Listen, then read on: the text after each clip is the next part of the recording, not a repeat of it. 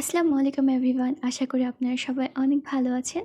আল্লাহর রহমতে আমিও ভালো আছি। আজকে এমন একটা জিনিসের রেসিপি নিয়ে এসেছি আপনাদের মাঝে, যেটা নিয়ে ছোটবেলায় সবারই খেতে বসলে কথা শুনতেই হতো। করলা ছোটবেলায় দেখলে মন খারাপ হয়ে যেত। মা বলতো, খা, ভালো জিনিস। আমি ভাবতাম, এটা যদি ভালো জিনিস হয় তাহলে আর খারাপটাই বা কি। কিন্তু বয়স বাড়ার সাথে সাথে দেখলাম করলার মতো তিতা জিনিসও একদম আপন হয়ে যায়। কে জানতো, হয়তো জীবনটা একটু একটু করে করলার মতনই হয়ে যাচ্ছে। একবার কোথাও শুনেছিলাম, যেদিন করলা খেতে ভালো লাগবে বুঝে নিও তুমি আর ছোট নেই। ভেবেছিলাম হয়তো জোকস, কিন্তু এখন মনে হয় একদম ঠিক।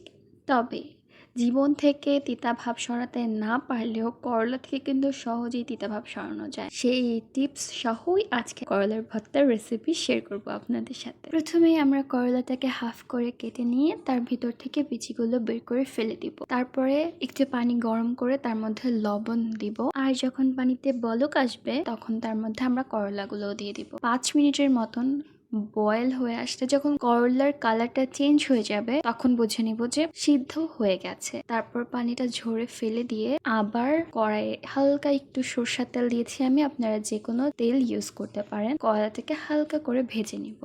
তারপর আমি বেশ অনেকটা পেঁয়াজ ইউজ করেছি, একটা বড় সাইজের পেঁয়াজ, যেহেতু একটু মিষ্টি লাগে। করলাগুলোকে আমি ছোট ছোট করে কেটে নিয়েছি যেন মাখতে সুবিধা হয়। আমি একটা শুকনো মরিচ নিয়েছি, আপনারা আপনাদের ঝালের প্রেফারেন্স অনুযায়ী মরিচ নিতে পারেন। হালকা একটু লবণ দিয়ে সুন্দর করে মেখে হালকা একটু সরষের তেল দিয়ে আমাদের ভর্তা রেডি। অ্যান্ড এটা খেতে ভালোই হয়েছে। করলা ভর্তা যেমন হওয়ার কথা তেমনই, কিন্তু মজা হয়েছিল। হালকা তিতা ছিল বা ততটা মুখে লাগেনি। আশা করি আপনারাও ভর্তাটা বাসায় ট্রাই করবেন অ্যান্ড আমাকে ফিডব্যাক জানাবেন। Thank you for watching.